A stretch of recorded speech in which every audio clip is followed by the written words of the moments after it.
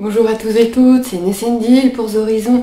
Aujourd'hui une petite vidéo que vous m'avez quelque part demandé, puisque au dernier live on a parlé de cette vidéo, on a parlé beaucoup de ces informations là, mais je pense que c'était bien justement de vous les remontrer avec des images.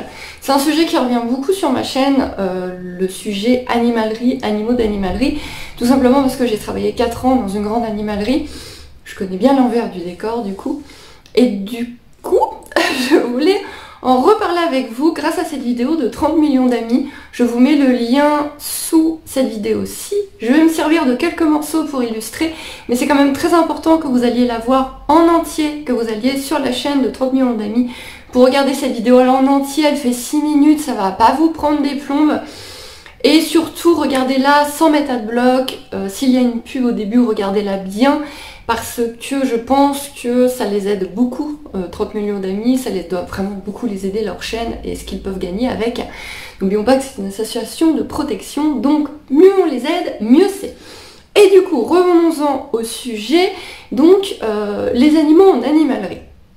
Alors il y a cet énorme débat de il ne faut pas acheter d'animaux en animalerie que tout le monde ne comprend pas très bien.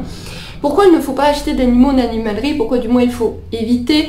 Je comprends bien que des fois on n'a pas forcément le choix, les parents vont pas vouloir aller chercher un éleveur, faire des kilomètres pour un éleveur de hamster, je sais pas, pour X raisons, vous avez un énorme coup de cœur, je ne sais pas, sur un animal de l'animalerie d'à côté, ou ça peut arriver d'acheter en animalerie. Maintenant je voudrais vraiment que vous compreniez d'où viennent les animaux d'animalerie, parce que pour moi le problème n'est pas vraiment l'animalerie en soi, même si dans les animaleries il y a ce côté animal-objet qu'on retrouve aussi chez les clients. Attention, il ne faut pas que frapper les animaleries. On le retrouve aussi énormément chez les clients. Moi qui ai bossé 4 ans en animalerie, je me suis plus de fois énervée sur des clients que sur les fournisseurs d'animaux. Mais voilà, les fournisseurs d'animaux, moi j'ai parlé avec, je les ai appelés, j'ai passé des commandes, j'ai vu les animaux arriver dans leur caisse en bois, cloutés, entassés. Je sais exactement comment ça se passe et ce petit reportage là vous montre aussi comment ça se passe chez l'éleveur. Donc l'animalerie, ils vendent des animaux, ce ne sont pas eux qui les reproduisent, du moins en France, si les lois n'ont pas changé, la DSV n'autorise pas qu'on reproduise nos propres animaux dans les animaleries, sauf je suppose si l'animalerie a aussi un certificat de capacité d'éleveur. Ça doit arriver dans des petites animaleries, les grandes enseignes ne s'embêtent pas avec ça. Peut-être que dans les petites animaleries de quartier, ils ont leur certificat de capacité d'éleveur, de revendeur, etc. Et là, dans ce cas-là, c'est extrêmement différent, puisqu'ils élèvent et revendent leurs propres animaux. Donc ça n'a rien à voir avec cette vidéo. Là, on va vraiment parler des grandes enseignes qui envoient un fax ou passent un coup de téléphone à un fournisseur XY d'animaux. Donc en fait, vous avez une liste, comme pour n'importe quel produit d'animalerie, que ce soit les croquettes, les jouets pour chiens, vous avez une liste d'animaux avec le tarif d'achat. Et vous passez commande auprès du fournisseur, bah voilà, il me faut 10 rats, il me faut 5 lapins, 3 cochons d'Inde, voilà, vous envoyez votre commande. Et voilà, d'où proviennent ces animaux-là, voilà comment sont élevés ces animaux-là. Alors là, on est sur place, en train de faire la prise en charge des animaux. On est dans un élevage qui est déclaré, qui est reconnu.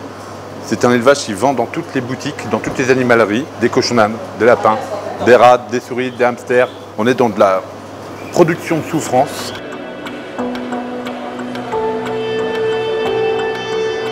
On s'est rendu sur place pour voir un peu l'état général de l'élevage. Et honnêtement, moi je suis un peu resté bouche bée. Je suis dans la protection animale depuis presque 10 ans. Je pensais pas qu'en animalerie, c'était comme ça que ça se faisait en élevage aussi intensif.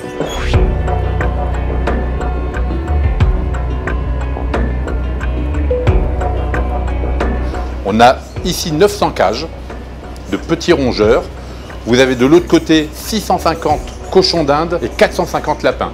On est dans une société qui fait de la production pour que les gens puissent acheter en animalerie, à Noël, à un anniversaire, un animal qui finira dans une cage.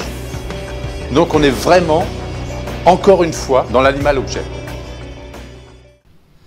Et donc, non, ce n'est pas, vous allez vous dire, ouais, c'est peut-être juste cet élevage-là. Non, non, les élevages, ce sont des élevages en gros, puisque leur but c'est de vendre les hamsters, les rats, les lapins, les cochons d'Inde, les souris, par dizaines, des dizaines, parce que, enfin, Dites-vous que l'animalerie fait un certain chiffre, bien évidemment, il faut que les commerces vivent, sur les animaux qu'on achète. Les animaux, ils sont achetés beaucoup moins cher que ce qui est noté dans l'animalerie, et du coup, pour gagner leur vie, ces fournisseurs, pour être rentables, pour rembourser le prix de l'alimentation, etc., il faut qu'ils en vendent beaucoup, beaucoup, beaucoup, beaucoup.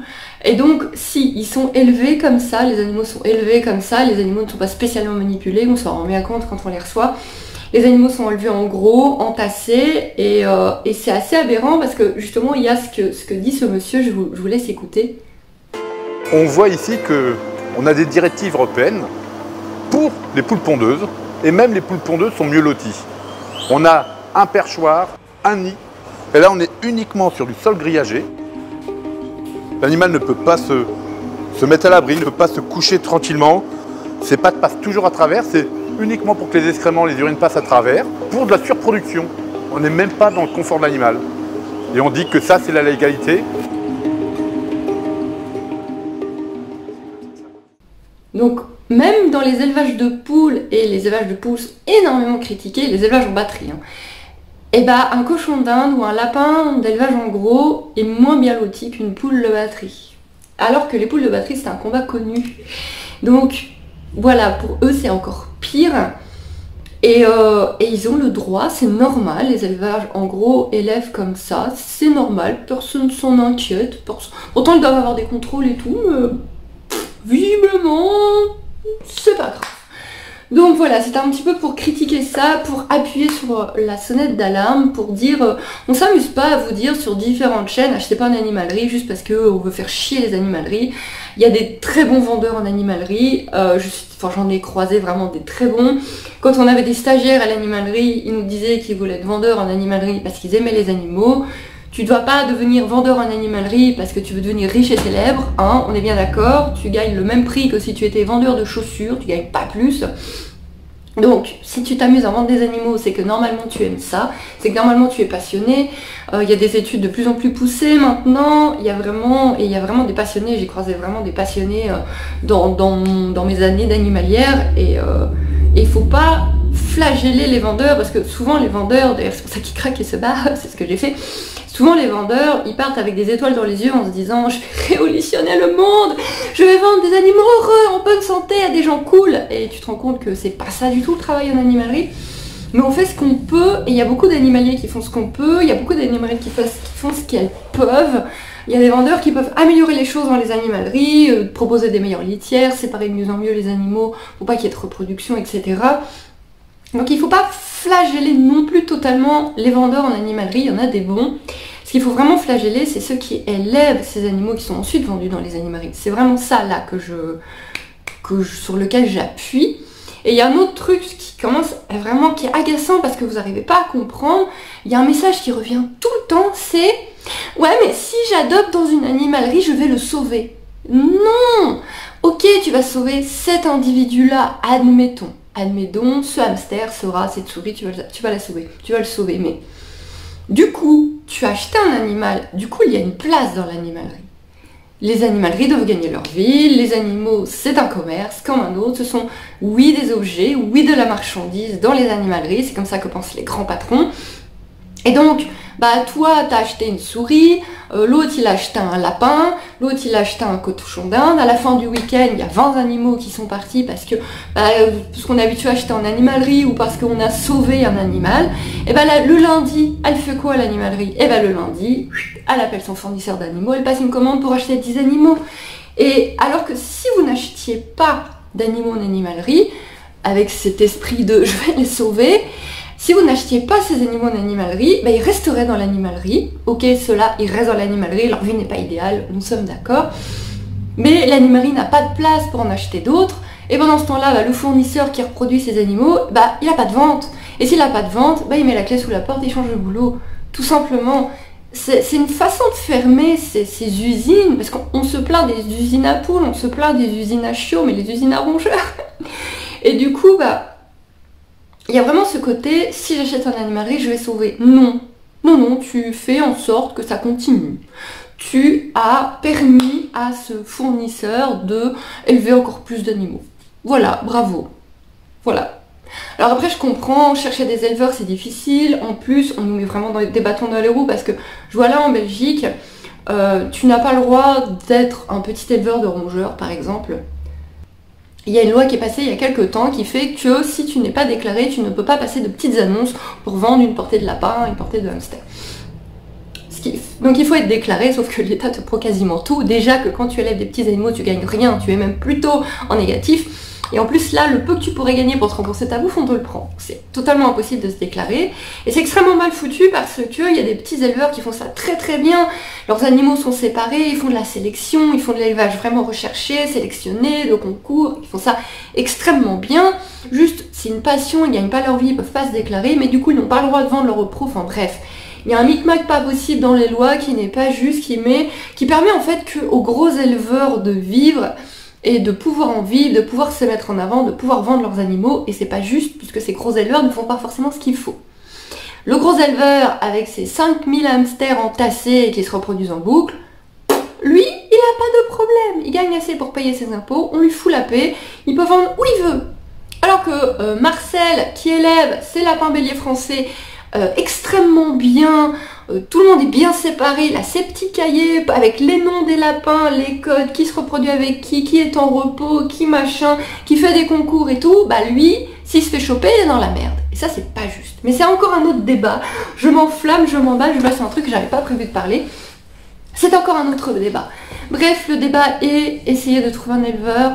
Bref, même si c'est pas évident, même si ça peut faire des kilomètres, essayez de trouver un éleveur. Essayez vraiment de trouver un éleveur près de chez vous. Il y a également du covoiturage qui se fait. Facebook a des tas et des tas de groupes pour ça, pour aider au covoiturage, pour aider à trouver des petits éleveurs.